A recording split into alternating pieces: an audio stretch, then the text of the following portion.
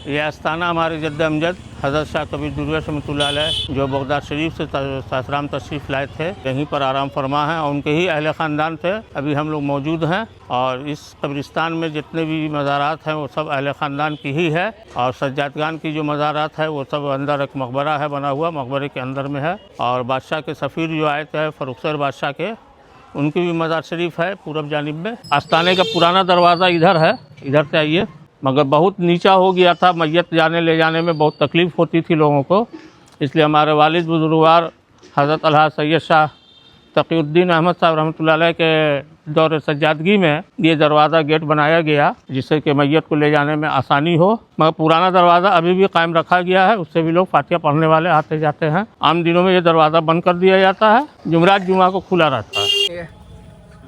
अभी हम अपने जद्द अमजद के आस्थाने हज़रत शाह कबीर रहमतुल्लाह अलैह के आस्थाने पर मौजूद हूँ। हज़रत शाह कबीर रहमतुल्लाह अलैह और बगल में उनकी अहलिया मोहतरमा की भी मज़ार शरीफ है और इस मकबरे के अंदर में जितने भी मज़ारात है सज्जादगान खानका और उनकी अहलिया मोहतरमा का की भी मज़ारात है। तो हज़रत का ज़माना जो है सन 1700 कुछ का चला आता है, वो ज़माना हज़रत शाह फ़रुखसर बादशाह का था। फ़रुखसर बादशाह इधर से कहीं सफ़र में जा रहे थे, वापसी में जो है उनको मालूम हुआ कि सासाराम में कोई फ़कीर हैं इस जंगल में, तो वो आ गए हज़रत के पास। तो हज़रत खिचड़ी बना रहे थे, तो बादशाह को जो है खिचड़ी पेश कर दिया। तो बादशाह ने तो खिचड़ी खाया नहीं, एक सूखे दरख्त के जड़ में खो हो जाता है, उसमें उसने ढकनी समेत खिचड़ी रखकर वो चले गए और सल्तनत वापस आते हुए उनको 10 साल का अरसा गुजर गया। उसके बाद उन्हें ज़हन में आया कि एक फ़कीर से मैं सासाराम में मिला था, तो उनकी दुआ आज काम आई है कि हम तख्त पर बैठे हुए हैं, तो चलो हम उनसे मिलने चलते हैं। 10 साल के अरसा बाद वो आए सासाराम, हज़रत से जब मुलाकात की तो हज़रत ने कहा कि पहले खिचड़ी खाओ। अब वो सूखा दरख्त की खोज में तलाश में निकले, जंगल जंगल भटके, कहीं सूखा दरख्त नहीं, चारों तरफ हरियाली ही हरियाली है।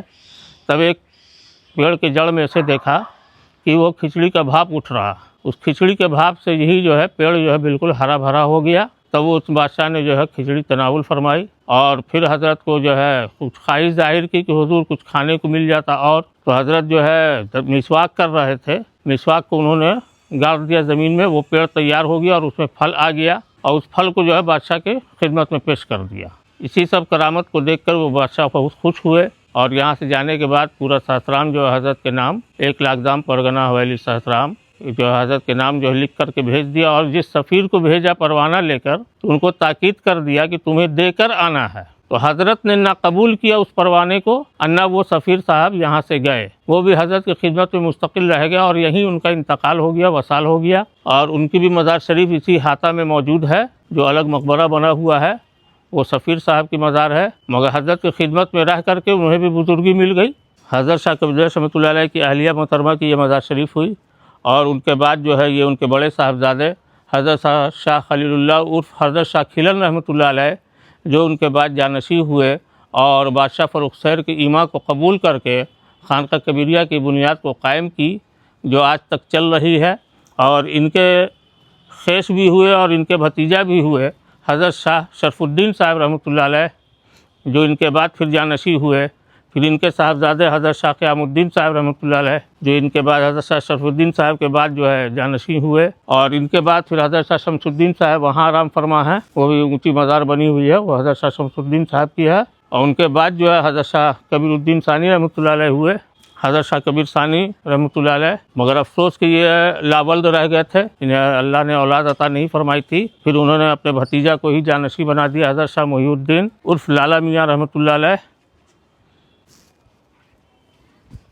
इनके बाद जो है इनके बड़े साहबजादे भी जो है इनके ज़िंदगी में ही वसाल कर गए थे, हज़रत शाह वसीउद्दीन साहब उर्फ़ हज़रत शाह खिलन रहमतुल्लाह अलैह, जो कि बाहर में उनकी मज़ार है। मगर उनके हयात में ही जो है हज़रत शाह वसीउद्दीन साहब उर्फ़ बदल मियाँ माँ के वतन में थे और वालिद का वसाल हो गया। तो वसाल के बाद जो है वो पैदा हुए तो उनका नाम रख दिया गया कि हज़रत शाह वसीउद्दीन उर्फ़ बदल मियाँ, मतलब कि बाप के बदले में आ गए। हज़रत शाह वसीउद्दीन साहब हज़रत के ठीक सिरहाने मज़ार है, अब वो कदमा लगा हुआ है, हज़रत शाह वसीउद्दीन साहब उर्फ़ शाह बदल मियाँ। मगर ऐसे सिलसिला आई है तो हज़रत शाह मोहिउद्दीन साहब रहमतुल्लाह अलैह के बाद हज़रत शाह मोइन साहब हुए और शाह मोइनुद्दीन साहब के बाद शाह वसीउद्दीन साहब ने फिर अपने भतीजा को उन्होंने जानशी बना दिया। उसके बाद फिर सिलसिला चला, हज़रत शाह मलीउद्दीन साहब हुए, वहाँ मज़ार हज़रत शाह मलीउद्दीन साहब रहमतुल्लाह अलैह की, जो हमारे परदादा बुजुर्गवार हुए, वो संगमरमर की मज़ार के बगल में संगमरमर की मज़ार वो हमारी परदादी की मज़ार है, शाह मलीउद्दीन साहब की अहलिया।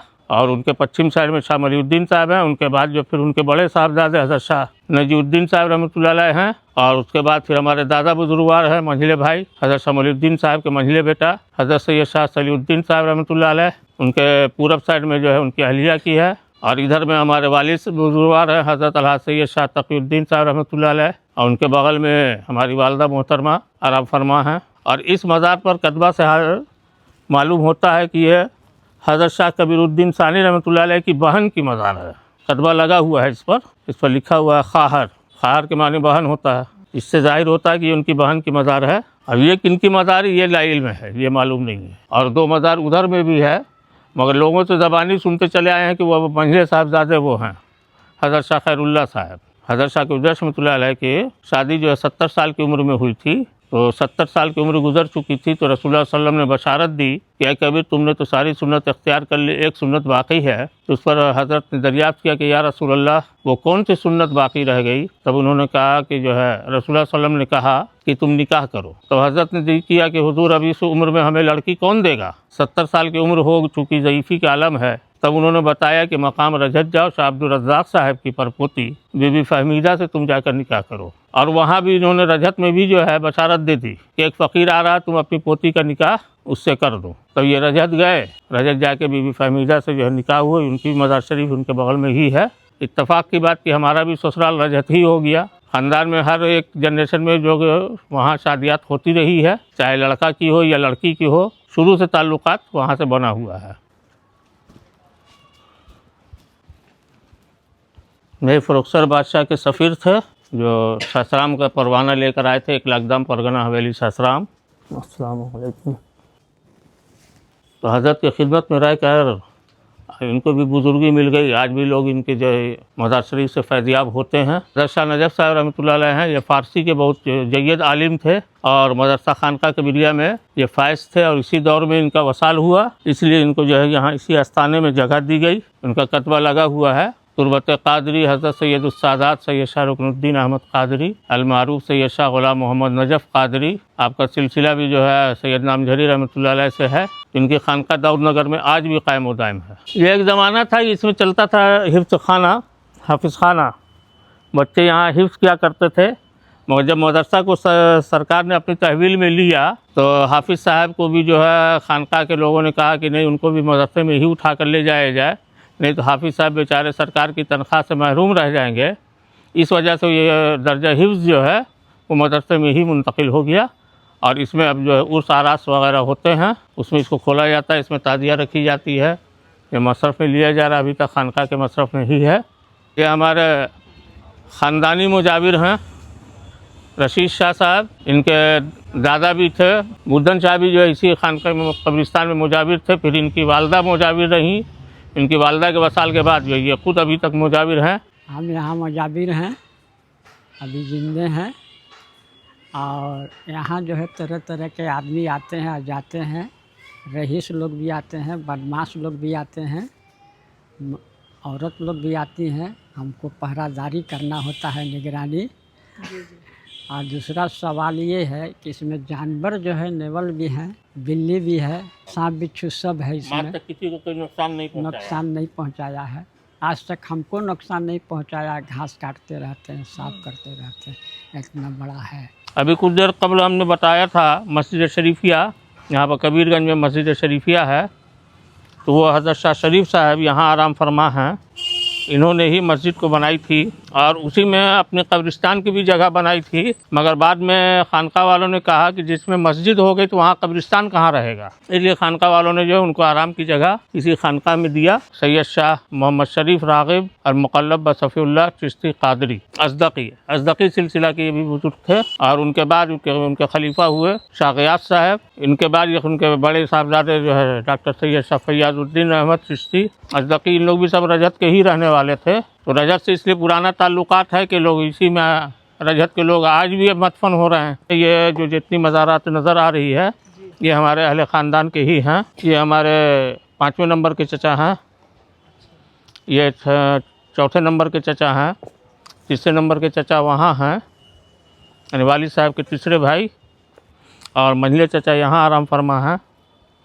और ये हमारे मंझले चचा के साहबजादे हैं और उधर में हमारे चचा हैं, उनकी अहलिया हैं। ये सब पूरे अहले ख़ानदान के ही जो है मज़ारात इसमें नज़र आ रही हैं। और ये हज़रत शाह नईम साहब उर्फ शाह फ़कीरा साहब, ये हज़रत शाह मोइनुद्दीन साहब जो साहिब सज्जादा थे उनके भाई थे। और इनकी तारीख़ ये कहती है कि ये लंदन पढ़ने जब गए वहाँ भी इन्होंने मस्जिद बना दी थी। अब आज हम लोगों को इल्म नहीं है कि मस्जिद वो है कहाँ पर, मगर सुनते चले आ रहे हैं कि वहाँ मस्जिद इन्होंने बनवाई थी। इनका सही नाम है नईमुद्दीन उर्फ शाह फ़कीरा।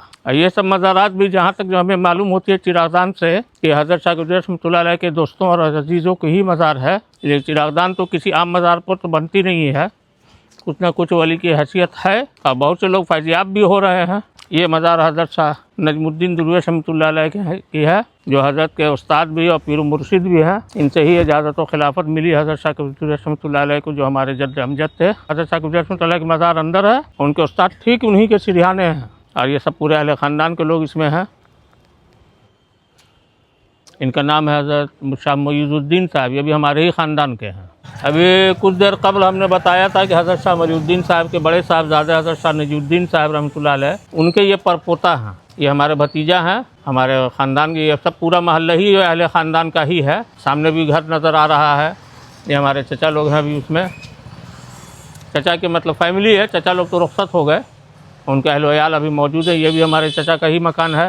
बगल में हमारी फूफी हैं। ये सब पूरे अहले ख़ानदान वाले ही हैं। आप सासाराम आए तो आपको कैसा लगा? बहुत एक शानदार रहा हमारा एक्सपीरियंस। यहाँ पे आज बहुत ही थोड़े अरसे में कई सारी तारीख़ी खानकाहों की ज़ियारत हुई, बहुत सारे बुज़ुर्गों की ज़ियारत हुई, तो बहुत एक अच्छा अनुभव रहा। और आपकी ये बड़ी वो रही नहीं, ये तो खाकसार है, हर वक्त खिदमत के लिए तैयार है। खिदमत से ही जो है मखदूम बनता है इंसान। जी जी बिल्कुल। हर चीज़ को बड़ाई में लेना जो है मुनासिब नहीं है।